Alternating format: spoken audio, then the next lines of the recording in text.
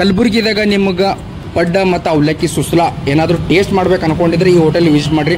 ಗೋ ಹೋಟೆಲಿಂದ ಅಪ್ಪನ ಗುಡಿ ಹೋಗೋ ರೂಟಿಗಲ್ರಿ ರೈಟ್ ಸೈಡಿಗೆ ಅದ ಈ ಹೋಟೆಲ. ಮಾರ್ನಿಂಗ್ 7 ಗಂಟೆಯಿಂದ ಮಧ್ಯಾಹ್ನ 12 ಗಂಟೆ ತನಕ ಚಾಲು ಇರ್ತಾರೆ. ಇವ್ರ ಹತ್ರ ಸ್ಪೆಷಲ್ ಏನಪ್ಪ ಅಂದ್ರೆ ಪಡ್ಡು ಸ್ಪೆಷಲ್ ಅದ ರೀ. ಪಡ್ಡು ಮತ್ತು ನಿಮಗೆ ಅವಲಕ್ಕಿ ಸುಸ್ಲಾನು ಸಿಗ್ತದೆ. ಎರಡೂ ಟೇಸ್ಟ್ ಮಾಡಿ ನೋಡಿ. 220 ರೂಪಾಯಿ ಒಂದು ಪ್ಲೇಟ್ ಅದ.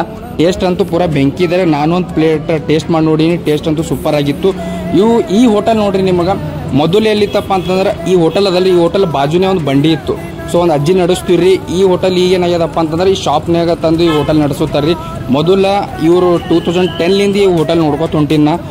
ಅವಾಗ ಹ್ಯಾಂಗೆ ಟೇಸ್ಟ್ ಇತ್ತಲ್ರಿ ಈಗಲೂ ಆ ಥರನೇ ಟೇಸ್ಟ್ ಅದ. ಮಿನಿಮಮ್ 10-20 ವರ್ಷ ಆಯ್ತು ನಾ ಹೋಟೆಲ್ ನೋಡ್ಲತ್ತೀನಿ.